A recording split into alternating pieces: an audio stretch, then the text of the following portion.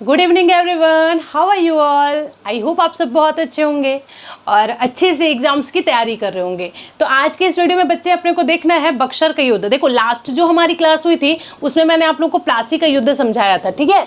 आज के इस क्लास में हम देखने वाले हैं बक्सर युद्ध और बक्सर युद्ध से कितने टाइप के आपके प्रश्न बन सकते हैं, इन सभी बातों पर हमारी चर्चा होंगी। तो बिना टाइम वेस्ट किए हमारा आज का क्लास स्टार्ट करते हैं। आपको दिख रहा होगा ये बक्सर का युद्ध।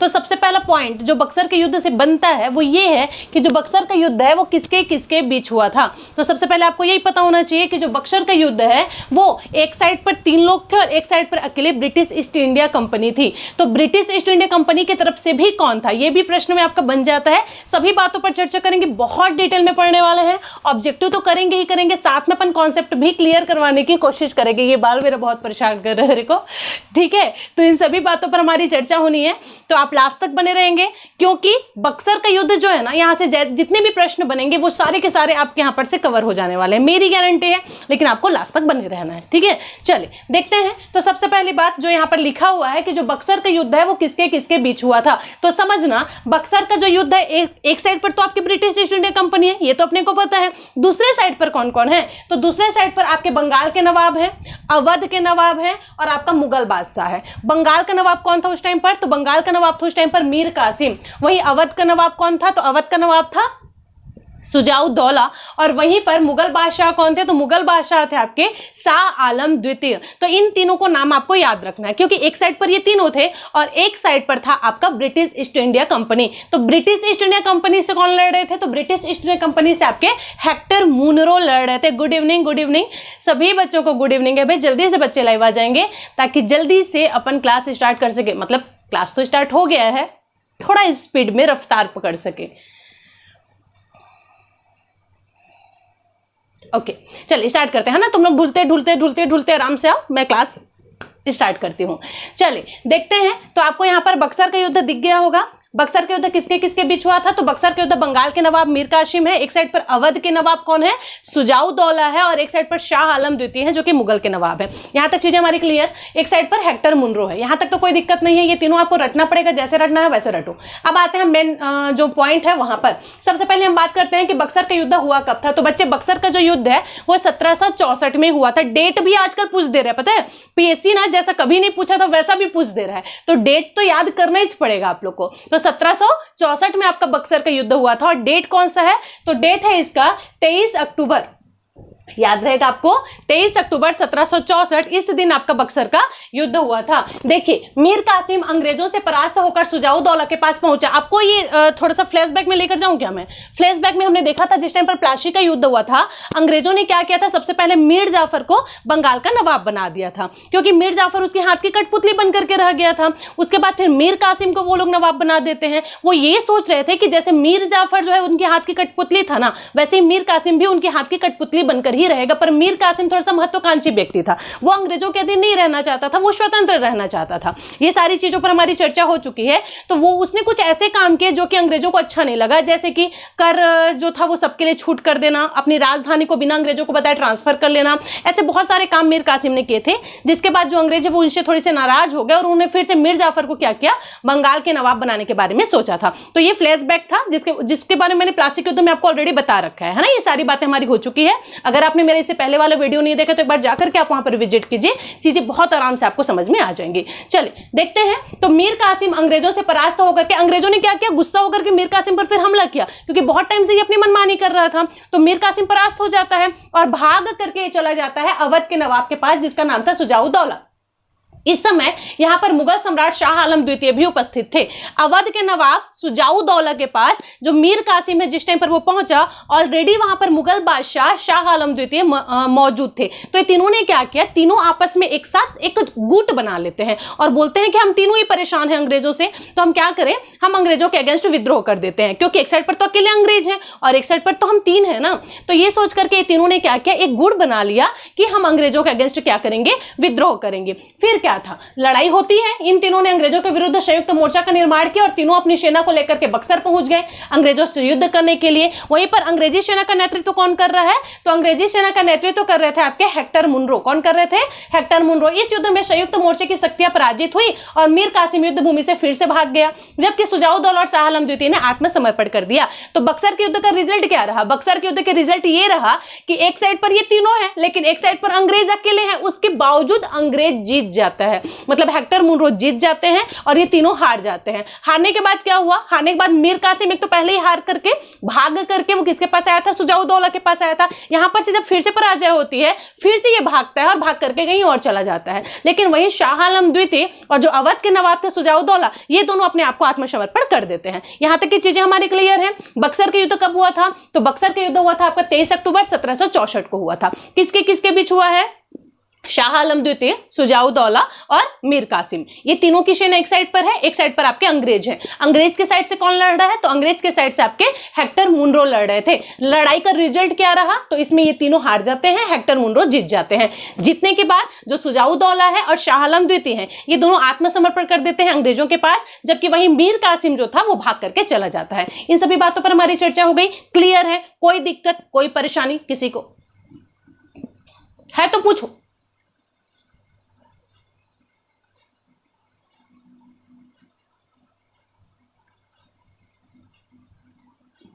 नहीं है, आगे बढ़े। अच्छा ऐसा, चलो ठीक है, फिर आगे बढ़ते हैं, है ना। देखिए तो यहां तक हमको चीजें समझ में आ चुका है, अब आगे बढ़ेंगे। फिर क्या हुआ, आगे की कहानी क्या रही, तो देखिए 1765 में क्लाइव पुनः भारत आया और इसने बंगाल के नवाब, मुगल सम्राट व अवध के नवाब से अलग अलग संधियां की। देखो रॉबर्ट क्लाइव दो कार्यकाल लेकर के भारत आया था, एक तो जिस टाइम पर 1773 में रेगुलेटिंग एक्ट आया था उस टाइम पर ये आया हुआ था, और दूसरा 1764 का बक्सर युद्ध जब हुआ तब 1765 में आया हुआ था। अब समझना चीजों को, 1765 में जब रॉबर्ट क्लाइव आया तो आते ही उसको ये चीज समझ आया कि अंग्रेजों का युद्ध जो है ये तीन लोगों के साथ मिलकर के हुआ था। तो उन्होंने क्या किया, इन तीनों के साथ बारी बारी से अलग अलग संधियां की, क्योंकि संधि में अलग अलग शर्तें भी तो थे। इनको समझ आ चुका था, इन्होंने पहले क्या किया था, सब जगह खोजबीन किया कि एक्चुअली में माहौल कैसा है। तब उनको पता चला कि तीन लोग हैं जो कि हमारे अगेंस्ट विद्रोह करने के बारे में सोचते हैं। तो उन्होंने इन तीनों से बारी बारी से संधि करने के बारे में सोचा। अब संधि तीनों से अलग अलग हुई, कैसे हुई, तो देखो सबसे पहले क्लाइव ने बंगाल के नवाब नजमुद्दौला से संधि किया। किसके साथ संधि किया, तो निजामुद्दौला, नजमुद्दौला नहीं है, किधर गया, ये रहा, निजामुद्दौला के साथ सबसे पहले इन्होंने संधि किया। किसके साथ, निजामुद्दौला के साथ सबसे पहले इन्होंने संधि किया, बंगाल के जो नवाब थे। संधि के अनुसार प्रशासन के सारे अधिकार कंपनी के हाथ में होगा, नवाब को प्रति वर्ष 53 लाख रुपए सालाना कंपनी देगी। इस प्रकार बंगाल में द्वैध शासन लागू हो गया। चीजें क्लियर है क्या, समझना इस बात को। जब रॉबर्ट क्लाइव आया तो सबसे पहले वो बंगाल के नवाब के साथ संधि करता है। इस टाइम पर बंगाल का नवाब कौन है, तो इस टाइम पर बंगाल का जो नवाब है वो निजामुद्दीन औला है। संधि में क्या हुआ, तो संधि में ये चीज क्लियर हुई कि आपने हमारे अगेंस्ट विद्रोह किया था, अब उसका फलसफा तो आपको भुगतना पड़ेगा ना। तो संधि में यही हुआ कि रॉबर्ट क्लाइव ने कहा कि प्रशासन की जो बागडोर है ना वो हमारे हाथ में रहेगी। ठीक है, प्रशासन कैसे करना है, किस प्रकार से करना है, वो सब कुछ हम देखेंगे। इसके बदले में आपको साल में कितना रुपए, 53 लाख रुपए की जो राशि है वो कंपनी आपको देगी। एक साल में 53 लाख की जो राशि है वो कंपनी आपको देगी। एक ये संधि हुआ। दूसरी बात, इसी प्रकार से, क्योंकि देखो राजा कोई और है और शासन कोई और करेगा, तो दो प्रकार का शासन हुआ ना। तो दो प्रकार का जो शासन होता है, दो लोगों के द्वारा जो किया जाता है, इसे ही आपका द्वैध शासन कहा जाता है। तो रॉबर्ट क्लाइव आते ही क्या करते हैं, द्वैध शासन की शुरुआत कर देते हैं। पहली संधि क्लियर हो गई। अब देखो यहाँ पर एक टेबल बनाई हूं मैं, जिससे आज तक प्रश्न नहीं पूछा गया है। ठीक है, कभी भी प्रश्न यहां से नहीं आया है, लेकिन आपके नॉलेज के लिए आप इसको याद रख सकते हो। जैसे कि हम बंगाल के नवाब की अगर बात करें तो सबसे पहले मीर जाफर था, जो कि मैंने आपको बताया। उसके बाद इसका जो दामाद था मीर कासिम, वो बन गया। फिर इसे अंग्रेज खुश नहीं हुए तो फिर से इन्होंने मीर जाफर को बना दिया। अब मीर जाफर के बाद कौन बना है, निजामुद्दौला, जिसके बारे में अभी मैंने यहां पर बताया, जिसके साथ द्वैध संधि ये कर रहे हैं। ठीक है, उसके बाद फिर सैफुद्दौला बनेंगे, फिर उसके बाद मुबारक उद्दौला बनेंगे। नाम से कोई लेना देना नहीं है, ये सिर्फ आपके माइंड में एक आइडिया सेट करने के लिए है कि किस प्रकार से राजा हुए, नवाब हुए और कैसे किनके टाइम पर क्या क्या घटना घटित हुआ था। चीजें हमारे यहां तक क्लियर है क्या, आगे बात कर ले। चलिए अब देखो इलाहाबाद की प्रथम संधि, वेरी वेरी वेरी इंपॉर्टेंट। सबसे पहली बात तो यही याद रख लो कि इलाहाबाद की कितनी संधियां हुई थी टोटल। तो बच्चे इलाहाबाद की टोटल 2 संधियां हुई थी, ठीक है। और किसके द्वारा हुआ था? तो अंग्रेजों के बीच हुआ है और नवाब के बीच में हुआ है। कैसे कैसे हुआ है और इसमें क्या क्या कंडीशंस रखे गए, क्या क्या इसका रिजल्ट रहा, इन सभी बातों पर हम चर्चा करेंगे। तो एक बात याद रखना, 1764 का बक्सर युद्ध, ये तो सभी को याद होगा। जैसे ही 1764 का बक्सर का युद्ध होता है उसके तुरंत बाद ही हे श्याम, सॉरी, सर्दी हो गया है भाई मेरे को, ठीक है, एसी का साइड इफेक्ट, ठीक है। चलिए देखते हैं। तो इलाहाबाद की हम प्रथम संधि की बात कर लेते हैं। तो टोटल इलाहाबाद की कितनी संधियां हुई थी? तो इलाहाबाद की टोटल 2 संधियां हुई थी भाई, है ना। कौन कौन सी संधि थी? तो देखो ध्यान से, इलाहाबाद की प्रथम संधि मुगल सम्राट शाह आलम द्वितीय से हुआ। पहली संधि किसके साथ हुआ? मुगल सम्राट शाह आलम द्वितीय के साथ हुआ। करने वाला बंदा कौन है? तो इस संधि की पहले शर्तें देखो, एक साइड पर ब्रिटिश इंडियन कंपनी है ना, और एक साइड पर कौन है? शाह आलम द्वितीय है। तो इस संधि में क्या हुआ था? इस संधि में डिसाइड हुआ कि जो शाह आलम द्वितीय है इनको 2 क्षेत्र दे दिया जाएगा। कौन कौन सा क्षेत्र दे दिया जाएगा? तो एक तो इलाहाबाद वाला क्षेत्र दे दिया जाएगा और एक कड़ा वाला क्षेत्र दे दिया जाएगा। क्यों ऐसा? ऐसा इस वजह से क्योंकि शाह आलम द्वितीय बिल्कुल जायदाद से बेदखल हो गए हैं, हम ऐसा कह सकते हैं। मतलब उनके पास शासन करने के लिए कोई क्षेत्र नहीं बच गया था। तो अंग्रेजों ने कहा कि हम अवध के नवाब से क्या करेंगे? 2 क्षेत्र लेंगे, इलाहाबाद और एक कड़ा वाला क्षेत्र। ये दोनों ही क्षेत्र हम आपको दे देंगे, जहां जाकर के आप आराम से शासन कर सकते हो, ठीक है। दूसरा कंडीशन ये रखा गया, देखो, कंपनी अवध के नवाब से इलाहाबाद एवं कड़ा के 2 जिले लेकर के मुगल सम्राट को दे देंगे, ये पहली कंडीशन थी। दूसरी ये कि मुगल सम्राट को 26 लाख रुपए पेंशन के रूप में हम देंगे। ब्रिटिश इंडियन कंपनी क्या कर रही है? इनको लॉलीपॉप दे रही है, बोल ये रही है कि हम तुमको क्या करेंगे, इलाहाबाद और कड़ा वाला क्षेत्र तो आपको देंगे ही देंगे, इसके साथ साथ जो 26 लाख रुपए है वो आपको हम पेंशन के रूप में भी देंगे ताकि आप अपना खर्चा चला सको, ठीक है। मुगल सम्राट बंगाल, बिहार, उड़ीसा का दीवानी कंपनी को प्रदान करेगा। अब समझ आया मेन कहानी क्या था? मेन कहानी यही था। इलाहाबाद की जो पहली संधि है वो किसके साथ हुई थी? कब हुआ है? तो इलाहाबाद का जो पहला संधि है बच्चे वो 12 अगस्त को हुआ है। कब हुआ है? 12 अगस्त को हुआ है और 1765 में ही हुआ है। इसके 4 दिन बाद ही दूसरा संधि हुआ है ना, पढ़ेंगे इसके बारे में आगे।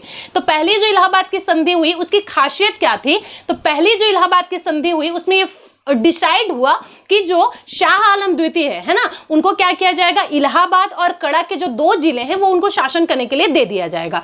दूसरा क्या डिसाइड हुआ? दूसरा ये डिसाइड हुआ कि महाराज जी हम आपको 26 लाख रुपए पेंशन दे देंगे, आपको काम धाम करने की कोई जरूरत ही नहीं है, ठीक है। 26 लाख रुपए आराम से बैठे बैठे आप आराम करो, हम आपको पेंशन 26 लाख रुपए सालाना ना, वो भी मंथली नहीं, वार्षिक, ठीक है, साल में एक बार हम 26 लाख रुपए ला करके आपको दे देंगे, ठीक है। तो बदले में आपको क्या करना पड़ेगा सर? तो इसके बदले में आपको बंगाल, बिहार और उड़ीसा, इन तीनों की दीवानी हमको देनी पड़ेगी। मतलब समझ रहे हो किस प्रकार से ब्रिटिश इंडियन कंपनी जो भारत के महाराज उसको लॉलीपॉप दे रहे हैं और लॉलीपॉप में ये फंस भी जाते हैं, ठीक है। इन्होंने कहा ठीक है भाई, बहुत अच्छी बात है, बिना काम करे मुझे 26 लाख रुपए मिल जाएगा, 2 क्षेत्र मिल जा रहा है शासन करने के लिए, और क्या चाहिए। लेकिन वो गणित नहीं समझ पाए ना अंग्रेजों की। अंग्रेजों का गणित ये था क्योंकि बंगाल, बिहार और उड़ीसा ये तीनों ही जो क्षेत्र है ना बच्चे, ये इतने ज्यादा जरूरत के क्षेत्र थे। क्यों? क्योंकि जो आपका बंगाल, बिहार और उड़ीसा की अगर मैं बात कर लूं, कलकत्ता की अगर मैं बात कर लूं, तो वहां पर आपकी हुगली नदी बहती है, सोन नदी बहती है, गंगा नदी बहती है। तो ये तीनों ही जो एरिया से बहती हुई नदी है ना, इसके बीच में बसा हुआ एरिया है ये,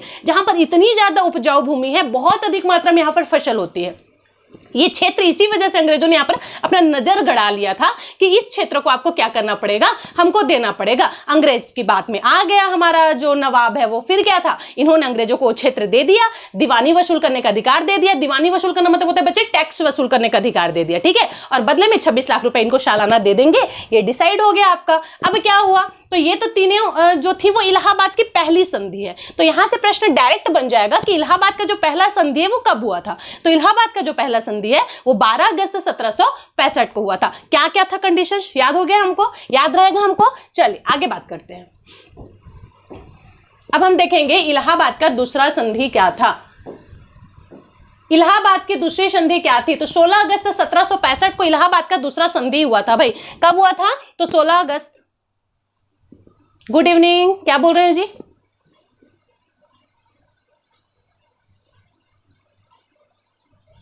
हाँ, एक साइड पर ब्रिटिश ईस्ट इंडिया कंपनी ही रहेगी बच्चे, जितनी भी संधि होगी उसमें एक साइड पर ब्रिटिश ईस्ट इंडिया कंपनी ही रहेगी, इधर लोग चेंज होते रहेंगे। जैसे पहली जो संधि वो शाह आलम द्वितीय के साथ हुआ है, अब दूसरा जो संधि होगा वो अवध के नवाब के साथ होगा, सुजाउद्दौला के साथ होगा, ठीक है। क्लियर है चीजें? चलिए मैडम आप हर लुक में बहुत अच्छी दिखते हैं। हाँ तुम बस मैडम ही देखते रहो, ठीक है, और कुछ मत देखना, बस यही देखते रहो तुम। चलो पढ़ो। अब देखो इलाहाबाद की हम दूसरी संधि की बात कर लेते हैं। तो इलाहाबाद की जो दूसरी संधि वो जस्ट 4 दिन बाद हुआ था, 16 अगस्त 1765 को हुआ था। अब समझ रहे हैं इसके बारे में। यह संधि अवध के नवाब शुजाउद्दौला से हुआ था। किससे हुआ था? तो यह जो संधि है वो अवध के नवाब शुजाउद्दौला से हुआ था। इस संधि की मुख्य शर्तें क्या थी अब समझना। शाह आलम द्वितीय को इन्होंने क्या कहा था कि हम आपको इलाहाबाद और कड़ा का क्षेत्र देंगे, ये अंग्रेजों ने कहा था ना। तो ये इलाहाबाद और कड़ा का क्षेत्र आया कहां से? तो इलाहाबाद और कड़ा का जो क्षेत्र है वो आया आपके अवध के नवाब से। अवध के नवाब के पास ये दोनों क्षेत्र थे, तो कंपनी ने अवध के नवाब से वो दोनों क्षेत्र ले लिया और ले जाकर के बहुत ही प्रेम से शाह आलम द्वितीय को दे दिया। पहला कंडीशन ये क्लियर हो गया। दूसरा कंडीशन ये रखा गया कि अवध के नवाब पर हर्जाने के रूप में 50 लाख रुपए की राशि रखी गई। अब आप बोलोगे मैडम हर्जाना किस लिए? हर्जाना इसलिए बच्चे क्योंकि अवध के नवाब और शाह आलम द्वितीय इन दोनों ने आत्मसमर्पण जो कर दिया था, इनके सामने भुगतना तो पड़ेगा ना। तो वही का है कि तुमने हमारे अगेंस्ट विद्रोह करने की कोशिश कैसे की, अब किए हो तो किए हो भाई, हर्जाना तो तुमको देना पड़ेगा। तो दूसरे शर्त में इन्होंने अवध के नवाब से कहा कि आपको 50 लाख रुपए की राशि देने पड़ेगी। देखो कितने चालाक थे अंग्रेज, कितने चालाक थे। मतलब उधर उन्होंने शाह आलम द्वितीय को बोला कि हम सालाना आपको 26 लाख रुपए देंगे, 50 लाख इससे ले रहा है, मतलब 26 लाख तो ऐसे ही इसी के पैसे में से उसको दे देगा। आ रहा है समझ में? तो ये होता है गणित। तो इसीलिए गणित आज के टाइम पर बहुत जरूरी है, बिल्कुल आना चाहिए आपको। अगर आपको गणित नहीं आता है ना तो लोग ऐसे ही हल्के में ले लेंगे आपको, समझ रहे हो? लोग बोलते हैं ना कि दिल से सोचना चाहिए, सब फालतू की बात है। दिमाग लगाना चाहिए, हर जगह पर दिमाग लगाओ। अगर जीवन में सक्सेस होना है ना तो हर जगह पर दिमाग लगाओ, बाकी कुछ नहीं, ठीक है। चलिए आगे देखते हैं। तो अवध के नवाब पर हर्जाने के रूप में 50 लाख रुपए एवं चुनार का किला कंपनी प्राप्त करेगी। समझ आया क्या? ब्रिटिश इंडियन कंपनी 50 लाख रुपए तो लेगी ही लेगी और साथ में चुनार का किला, ये ऑब्जेक्टिव में पूछा गया था ना, आपने ध्यान रखना है। कौन सा किला है? तो चुनार का किला है। तीसरा देखो, कंपनी को अवध में कर मुक्त व्यापार करने का अधिकार होगा। तीसरा कंडीशन ये क्या रख रहे हैं कि जो आपकी ब्रिटिश इंडियन कंपनी है इसको ये अधिकार दिया जाए कि वह अवध में कर मुक्त व्यापार करेगा। टैक्स नहीं देंगे हम, बिजनेस करेंगे पर टैक्स नहीं देंगे हम, समझ रहे हो? चौथा है, अवध की सुरक्षा के लिए अवध में एक अंग्रेजी कंपनी की सेना रखी जाएगी जिसका खर्चा कौन उठाएगा? अवध के नवाब उठाएंगे। समझ रहे हो इनका गणित? मतलब देखो कितने आर्यभट्ट भी फैले इनके सामने। इन्होंने क्या कहा कि हम आपकी सुरक्षा करना चाहते हैं और सुरक्षा के लिए आपको सेना का जरूरत पड़ेगा। तो जो अंग्रेजी सेना है ना, एक काम कीजिए, उसको आप अवध में ही रखिए, वो आपकी सुरक्षा करेगा, बस शर्त है उसका खर्चा आपको उठाना पड़ेगा। समझ रहे हो बात को? तो इतने सारे कंडीशंस इलाहाबाद की दूसरी संधि में रखा गया था। तो चीजें समझ आई आपको कैसे हमारा देश गुलाम हुआ? समझ रहे हो? ये गणित की वजह से हुआ था, ठीक है। हम भारत के लोग दिल का प्रयोग ज्यादा करते हैं ना, थोड़ा सा किसी को परेशान देखेंगे तो हम उसमें हमारा दिल पिघल जाता है। फालतू है आजकल, ये चीज ही फालतू है, दिल विल का चीज ही फालतू है। आज के जीवन में अगर आपको सक्सेस करना है तो बस आप दिमाग यूज कीजिए। दिल से यूज करने वाले को ना लोग आजकल बेवकूफ समझते हैं, ठीक है। इसलिए सिर्फ दिमाग को यूज कीजिए और दिमाग को यूज करके अपना काम किया कीजिए, तभी आप जीवन में सक्सेस हो सकते हैं। नहीं तो कुछ नहीं होने वाला है। करोगे आप किसी के लिए बहुत ज्यादा, लेकिन उसका कोई मतलब नहीं रहेगा, ना कोई वैल्यू रखेगा वो इंसान। इसी वजह से दिमाग यूज करो, अपना फायदा सोचो सिर्फ। ये आज के जीवन की रणनीति है, वास्तविकता है ये आज के समय की, ठीक है। चलिए आगे बात करते हैं। तो ये हमको इलाहाबाद का दूसरा संधि समझ आ गया। आगे बात करते हैं। अब हम देखेंगे इलाहाबाद के दूसरे संधि के कुछ और पॉइंट समझना। 16 अगस्त 1765 को हुआ है। 1765 से 1772 ईस्वी तक बंगाल में द्वैध शासन चलता रहा। यह भी एग्जाम में पूछा गया है। कब से कब तक? तो 65 से 72 तक। कब से कब तक? 65 से 72 तक। कब से कब तक? 65 से 72 तक द्वैध शासन हमारे भारत में चलता रहा। 1772 में क्या हुआ? वॉरेन हेस्टिंग आते हैं बंगाल का गवर्नर बनकर और इन्होंने द्वैध शासन को समाप्त कर दिया। यहां से प्रश्न बन जाता है कि द्वैध शासन के जनक किसे कहा जाता है या द्वैध शासन की शुरुआत किसने की थी? तो द्वैध शासन की शुरुआत किया था बच्चे रॉबर्ट क्लाइव ने, और वहीं द्वैध शासन को समाप्त किसने किया था? तो द्वैध शासन को समाप्त करने वाले थे आपके वॉरेन हेस्टिंग। चीजें क्लियर है? कोई दिक्कत नहीं, कोई परेशानी नहीं, आगे बढ़ जाए। चलिए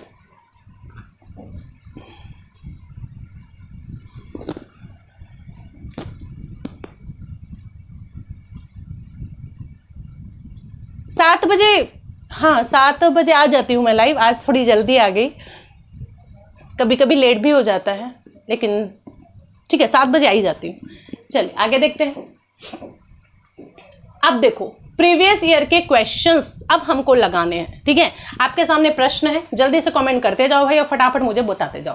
प्लासी का युद्ध कब हुआ था? क्वेश्चन आपके सामने है, जल्दी से कमेंट करते जाइए और मुझे बताते जाइए कि आखिर प्लासी का युद्ध कब हुआ था। तो ये तो सभी को पता होगा 1757 को हुआ था। मुगल काल में कौन सा शहर लंबे समय तक बंगाल की राजधानी अर्थात नवाबों की राजधानी बनकर के था? तो बंगाल की राजधानी लंबे समय तक आपका मुर्शिदाबाद था। ठीक है, तीसरा क्वेश्चन है, प्लासी की लड़ाई 1757 में अंग्रेजी सेना का नेतृत्व किसने किया था? प्रश्न आपके सामने है। क्या बोल रहा है? प्लासी का जो लड़ाई हुआ था 1757 में, ये किसके किसके बीच हुआ था? अंग्रेजी सेना का नेतृत्व कौन कर रहा है? बक्सर की लड़ाई का हेक्टर मुनरो कर रहे हैं, जबकि 1757 में जो लड़ाई हुआ था उसका कौन कर रहे हैं? तो उसका कर रहे हैं आपके रॉबर्ट क्लाइव। याद रखना है, ये आपका सही आंसर हो जाएगा। चलिए अगला प्रश्न देखते हैं। काल कोठरी की घटना जिसमें 146 में से 123 लोग एक छोटी कोठरी में बंद कर दिए जाने के कारण मर गए थे, ये कहां घटी थी? ये जो घटना घटी थी ना काल कोठरी की, ये घटना कहां घटी थी? मुर्शिदाबाद में घटी थी, ढाका में घटी थी, कलकत्ता में घटी थी, या फिर मुंगेर में घटी थी? बेहतरीन प्रश्न है, आंसर आप लोग के लिए छोड़ रही हूं। इसका आंसर आप लोग को बताना है कि यह जो घटना है वो कहां पे घटा था। ठीक है, काल कोठरी का घटना कहां पर घटा था, ये आप लोगों को बताना है। चलिए आगे बात करते हैं। किसने अपनी राजधानी मुर्शिदाबाद से मुंगेर स्थानांतरित की थी? पहले मुर्शिदाबाद था, मुर्शिदाबाद से मुंगेर कौन लेकर के गया था? तो मुर्शिदाबाद से मुंगेर लेकर गए थे आपके मीर कासिम। इसी वजह से तो अंग्रेज परेशान हो गए ना। पहले ढाका था, ढाका से फिर मुर्शिदाबाद गया, मुर्शिदाबाद के बाद फिर मुर्शिद कुली खान ने मुर्शिदाबाद ले गया, मुर्शिदाबाद से फिर जब कासिम राजा बनते हैं तब वो मुंगेर स्थापित कर देते हैं। नेक्स्ट है, बक्सर का युद्ध 1764 के समय दिल्ली का शासक कौन है? कौन थे भाई? शाह आलम द्वितीय थे। कौन थे? शाह आलम द्वितीय थे। चलिए नेक्स्ट प्रश्न देखते हैं। मैं सबके कमेंट्स देख रही हूं, आप सब बहुत ज्यादा होशियार हो गए हो, मेरे को पता है ये चीज। ठीक है, और सब सही सही आंसर कर रहे हो, मेरे को ये भी पता है, तो डोंट वरी। चलिए आगे बात करते हैं। बक्सर का युद्ध कब लड़ा गया था? तो बक्सर का युद्ध कब लड़ा गया था बताओ। अब इसको बोलोगे तुम कि मैडम हमारा कमेंट देखो, मुझे पता है तुम लोगों को पता है कि बक्सर का युद्ध कब लड़ा गया था। ठीक है, चलिए जल्दी से आंसर कीजिए। बक्सर का युद्ध 1764 को लड़ा गया था। कब लड़ा गया था? 64 में। बक्सर की लड़ाई में अपनी सेना का नेतृत्व करने वाले ब्रिटिश जनरल कौन थे? तो बक्सर की लड़ाई में आपके हेक्टर मुनरो कौन थे? हेक्टर मुनरो थे। चलिए आगे बात करते हैं। किसकी संयुक्त सेना ने 1764 में बक्सर की लड़ाई अंग्रेजों के खिलाफ लड़ी थी? बता दो भाई, बक्सर की लड़ाई में कौन कौन थे? एक साइड पर तो अंग्रेज थे, ब्रिटिश ईस्ट इंडिया कंपनी है, दूसरे साइड पर कौन था? तो दूसरे साइड पर कौन कौन लड़ाई कर रहे थे?